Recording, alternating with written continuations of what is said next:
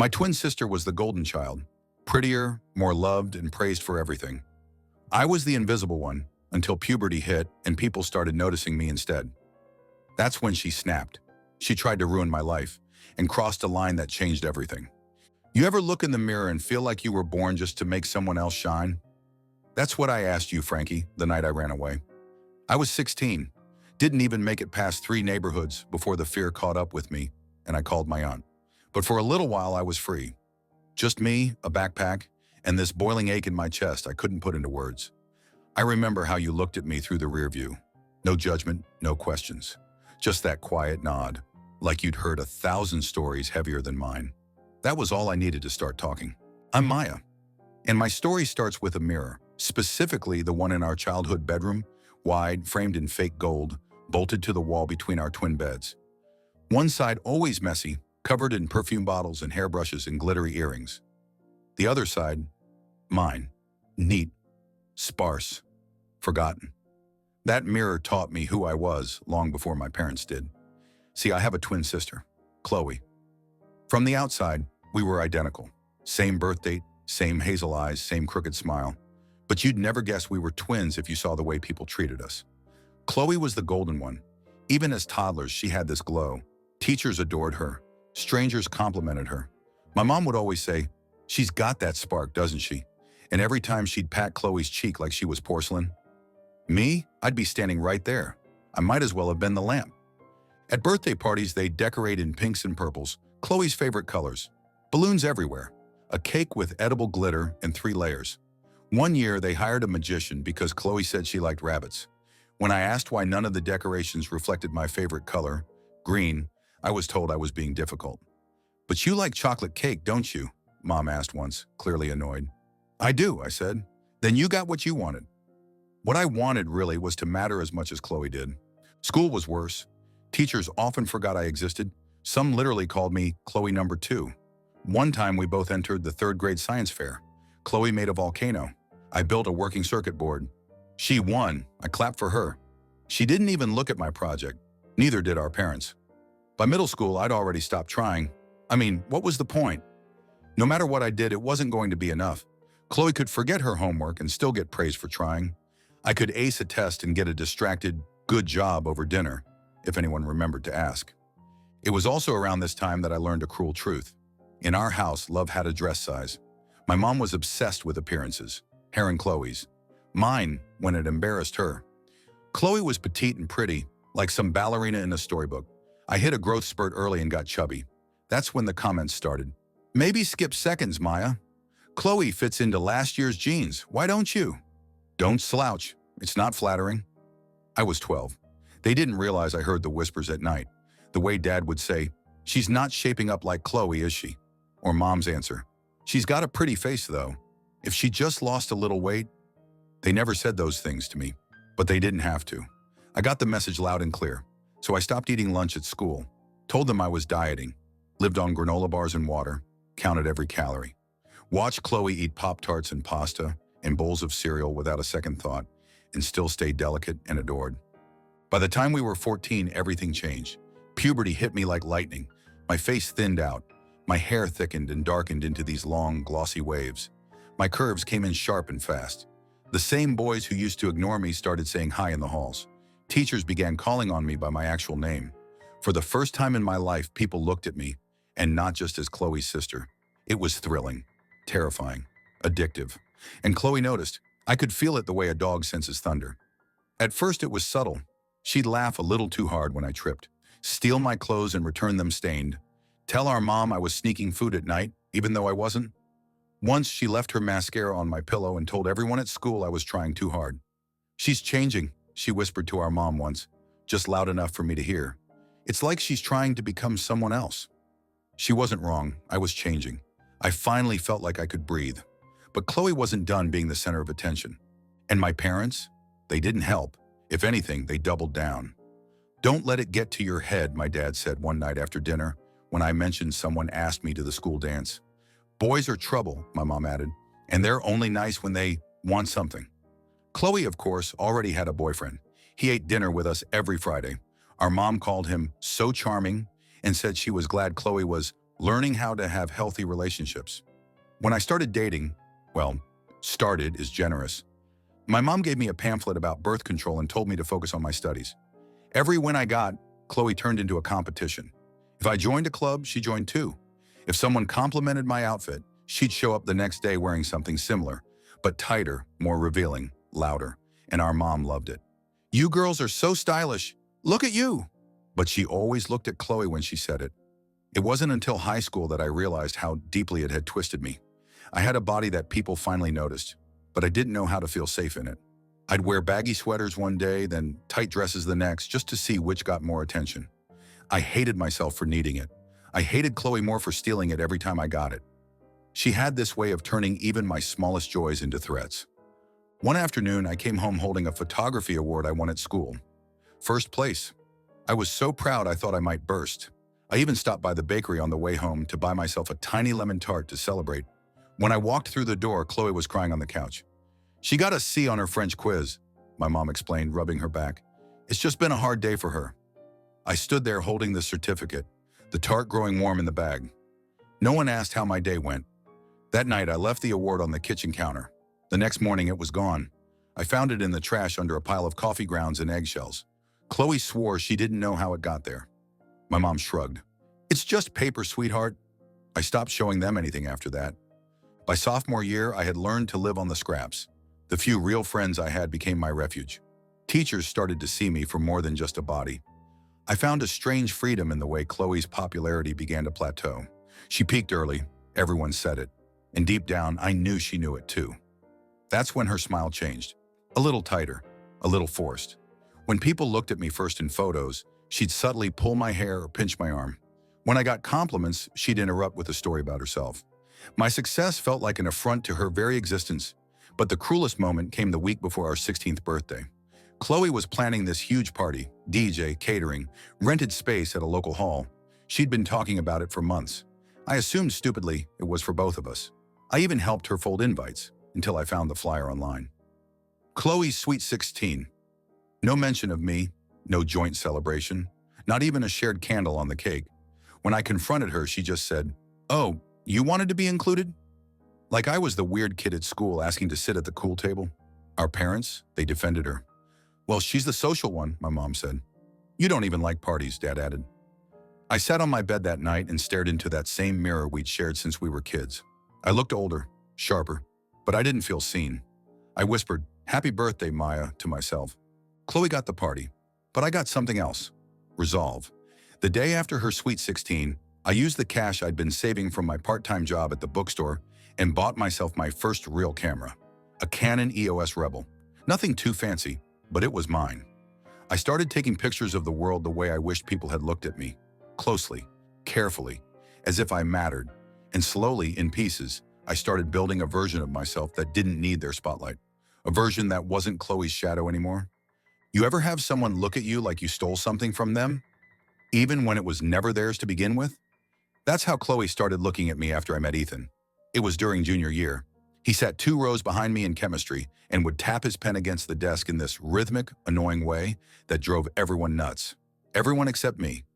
I caught myself tapping back once, like an echo. He grinned. That was the beginning. Ethan was kind. The kind that didn't feel performative. He didn't flirt like the other boys. He noticed things. How I chewed my pen caps, how I photographed patterns in rust and cracks in sidewalks. One day after class, he said, "You see beauty where most people don't." My heart did this weird skip like it had finally heard its name. We started studying together, then walking home together, then holding hands under tables at lunch. It was slow, sweet, real, and it destroyed Chloe. She didn't say anything at first, just tilted her head whenever I brought him up, with this tight smile that didn't reach her eyes. "Ethan? That guy who hums in class," she'd say, as if he were some pitiful stray dog I'd decided to feed. The night I introduced him to my parents, she wore the tightest dress she owned and sat next to him at dinner, laughing at jokes he didn't make and brushing his arm like they were old friends. He was polite, but his hand never left mine under the table. That small act of loyalty? It might as well have lit a fuse. Because after that night, Chloe declared war. It started with little things. My phone went missing one afternoon. I found it hours later stuffed between the couch cushions, the case slightly cracked. Thought I just dropped it. until a week later, when Ethan asked if I was mad at him. What? No, why? He showed me the texts. Cold, dismissive. Things like, maybe we rushed into this, and you don't really get me. Texts I never sent. I stared at them, numb. I didn't write these. He didn't believe me at first. Who would? We argued. He left. Chloe walked by my room that night and said, "Tough week, huh?" With this faux concern in her voice that made my skin crawl. I changed my passcode, hid my phone. But the sabotage didn't stop. Rumors started spreading at school that I'd been cheating on Ethan, that I'd sent inappropriate pictures to an older guy. Someone accidentally printed one of my private photos from my camera roll and taped it to my locker. It was cropped, edited, a lie. I knew who had access to my phone, who had a motive, who smiled just a little too hard when I came home crying. I confronted Chloe that night, waited until she was alone in her room, scrolling on her bed like nothing was wrong. "What do you want from me?" I asked, voice shaking. She didn't even look up. "A little peace and quiet would be nice. You're trying to ruin my life." "No, Maya." She finally met my eyes. "You're just realizing that not everything is about you anymore." I blinked, stunned. "You're the one who always needed it to be about you." She stood, suddenly close. "And you're the one who doesn't know how to stay in her lane." That night, I locked my door. 2 weeks later, I almost died. It was a Thursday. I had a photo project due and planned to bike downtown after school to shoot the old railroad tracks during golden hour. Ethan and I had patched things up. He believed me about the texts, the rumors, and we were planning a weekend hike. I never made it to the tracks. Halfway down the hill near our neighborhood, I pulled the brakes to slow before the main intersection. Nothing. No resistance. The bike didn't slow. It sped up. I remember the wind screaming past my ears, the blur of trees, the moment I saw the red light ahead and knew I wasn't going to stop. I swerved hard and hit the curb, launching myself into a bush just feet from the street. The impact knocked the breath from my lungs. My camera snapped in two inside my bag. My palms were scraped raw, but I was alive. The bike? When I inspected it later, the brake cables had been cleanly sliced. Not frayed, cut. I sat in the garage that night, staring at the severed cable, my whole body trembling. It wasn't a prank. It wasn't an accident. Someone wanted to hurt me, and I knew exactly who. I told my parents everything, about the phone, the rumors, the bike. I showed them the broken cable. Mom's face didn't change. Dad rubbed his temples like he had a headache. "Are you sure you didn't just brake too late?" "Dad, the cable was cut." Chloe stood in the doorway the entire time, arms folded, silent. "Do you have any proof she did it?" Mom asked. "What? You think I cut my own brakes?" "I think," she said slowly, "that things have been tense. And you've been emotional lately." I stared at her, speechless.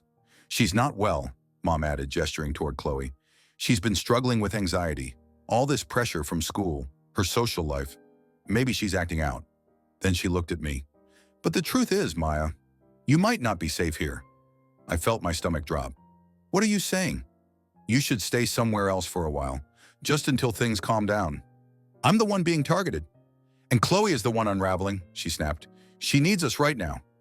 I thought it was a dream, a sick, slow-motion dream where nothing made sense and everyone had forgotten how to love me.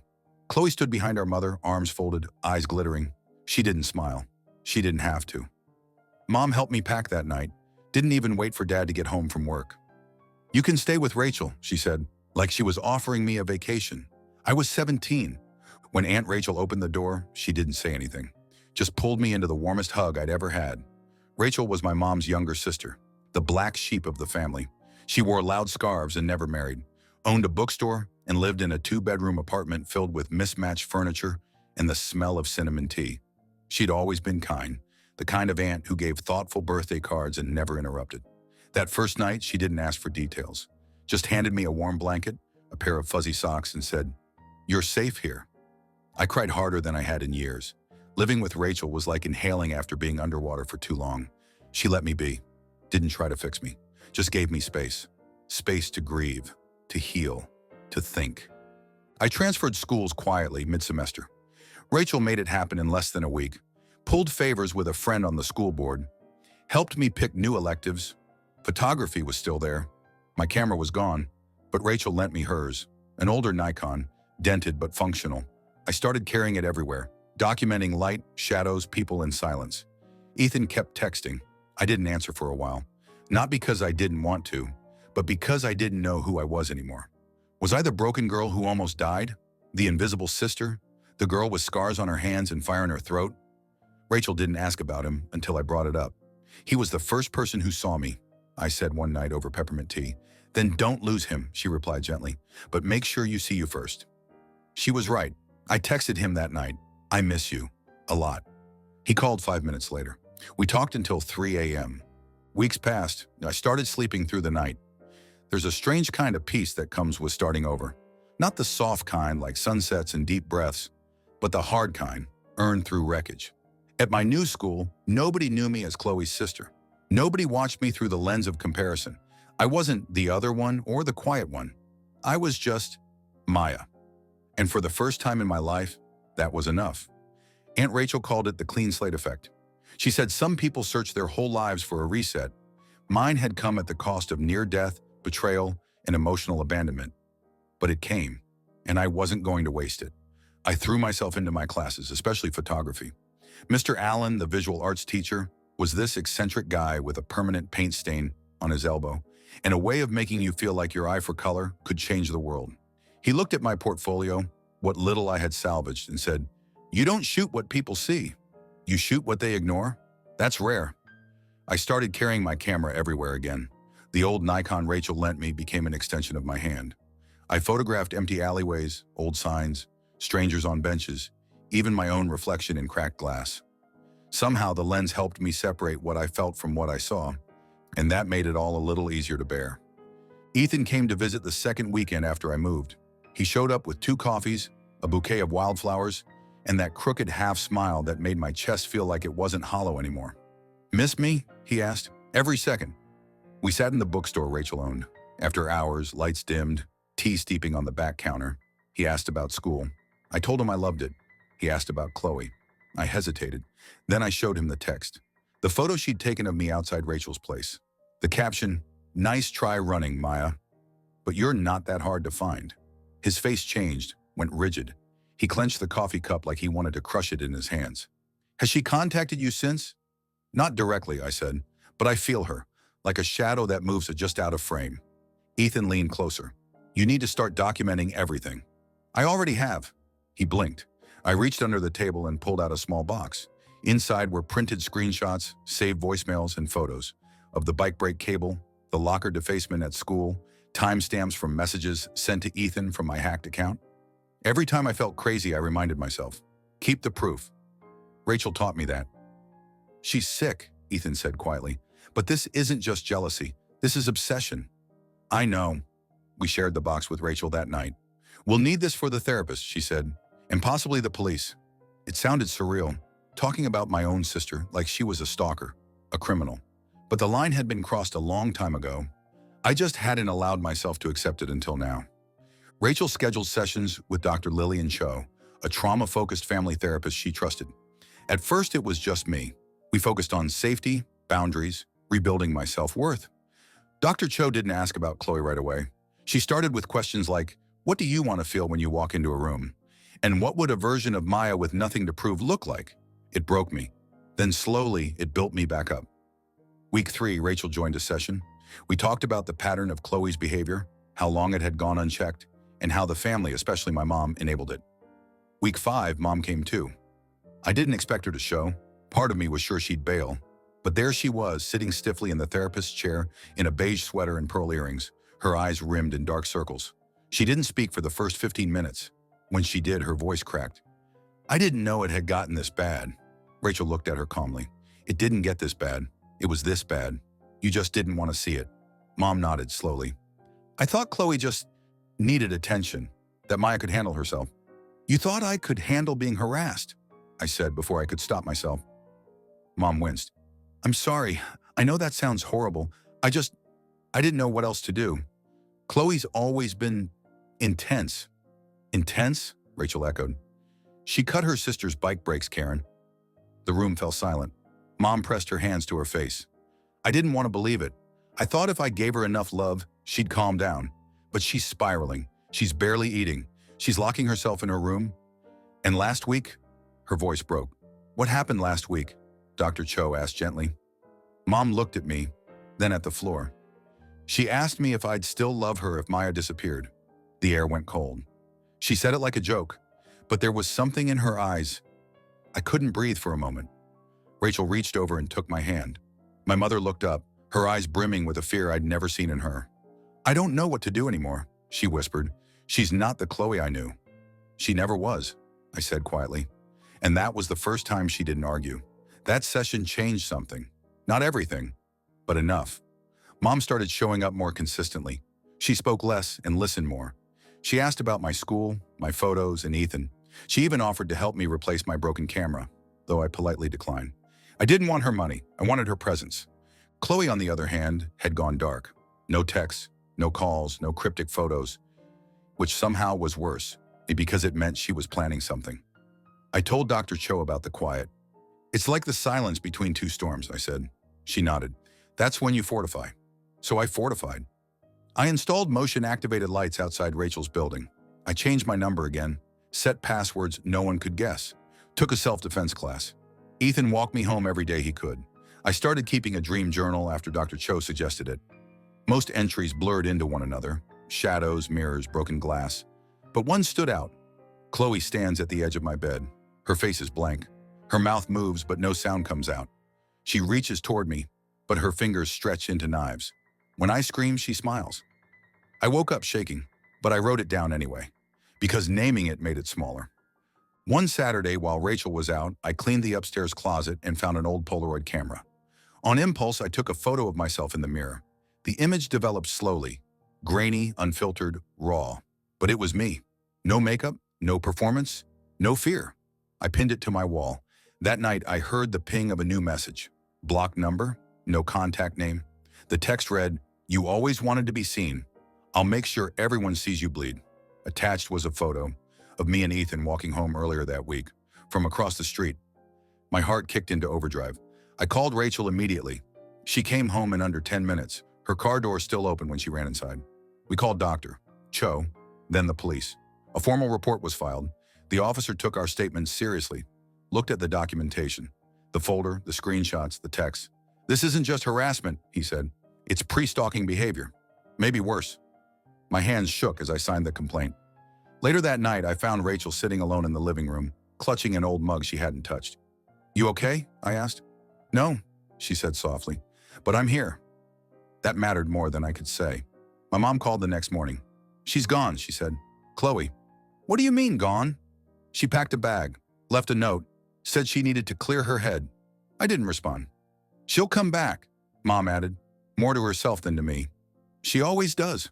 I almost said, "That's what I'm afraid of," but I didn't. Instead, I hung up, walked to my room, and picked up the Polaroid camera. Then I took another photo, not of myself, of the window, the dark, silent window where I kept expecting Chloe to appear. I pinned that next to my reflection. One shot of who I am, one shot of what haunts me. There are moments when time slows, not in the poetic, cinematic way, but in a bone-deep, airless kind of dread. That's how it felt when I saw her again. It was early March, a cold afternoon that had tricked the world with blue skies. Ethan and I were at the Westlake Mall, wandering through shops, debating which cafe had the best hot chocolate. It was the first day in weeks I'd felt normal. I'd even laughed out loud, that kind of laugh that catches you off guard. Then I noticed the man in the puffer jacket. He was following us, not directly, but close enough to trigger my instinct. Something about the way he loitered near the sunglass rack in one store, then stood in line behind us at the food court without ordering anything. Ethan didn't see it at first. I didn't say anything. I told myself I was being paranoid, that I was seeing ghosts in corners.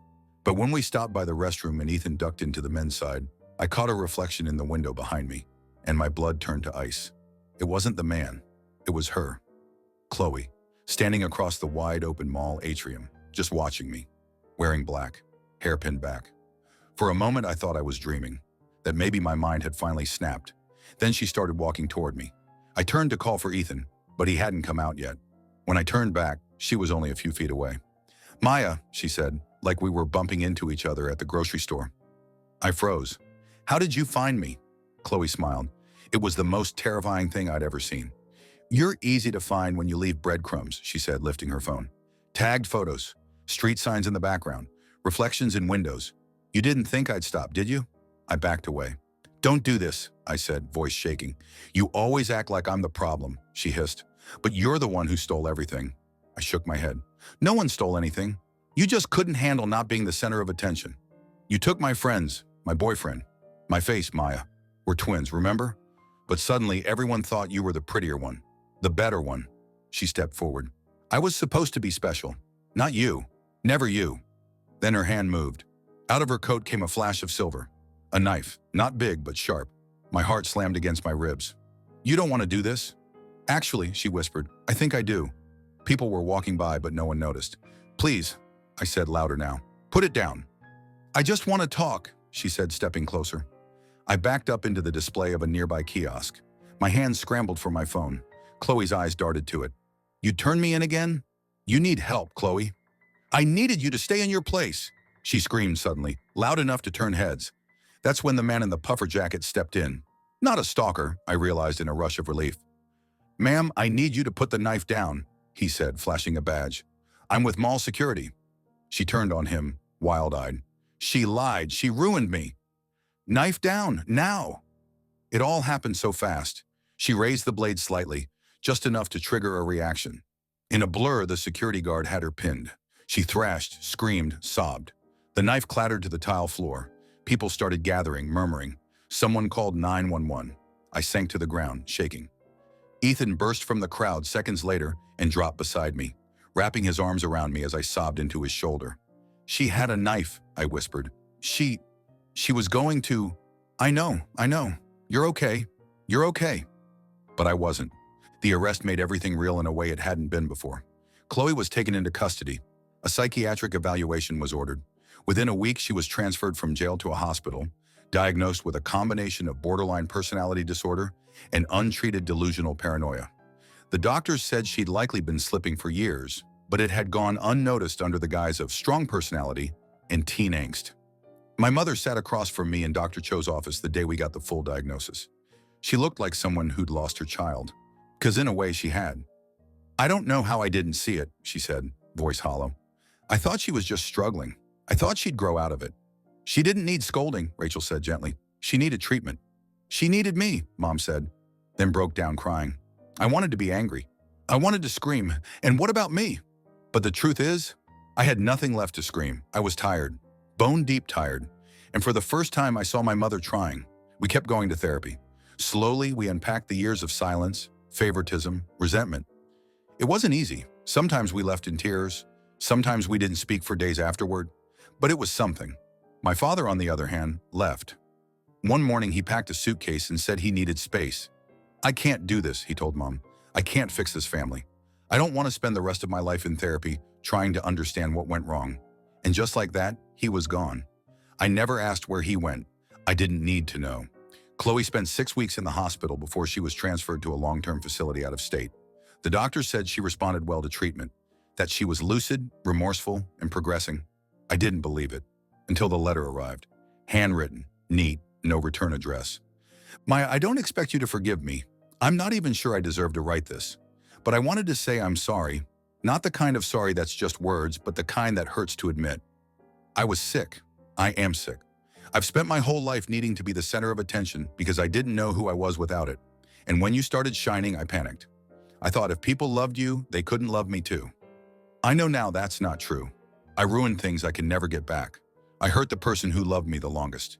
If you ever want to talk, I'll be here. No pressure, just hope. Chloe. I read it 5 times, then I put it away. Not because I hated her, but because healing doesn't mean returning to the fire. It means learning to live beyond the burn. Months passed. Ethan and I took a road trip to upstate New York. Just the 2 of us. No destination. Just photographs and playlists and roadside diners. I started shooting portraits of people again. Got a summer internship at a local gallery. My photos started winning contests. One of them, my reflection in the broken glass from Rachel's closet, got published in a magazine. I called it Fragmented Twin. I never sent Chloe a copy, but I think she would have understood the title. My mom comes to dinner now once a week. She asks questions. She listens. Sometimes we cry. Sometimes we laugh. Rachel always makes tea after, like it's her unspoken way of saying, this is how we keep going. I don't know if I'll ever let Chloe back into my life completely, but I don't dream about her standing over my bed anymore. I dream about light, warm, golden light spilling across hardwood floors, a door slightly open, a camera in my hands, and the sound of my own voice, steady, calm, whispering, "You made it. If you made it this far, thanks for riding with me." If you love real, messy, emotional stories like this, go ahead and hit subscribe. There's always another confession waiting in the backseat.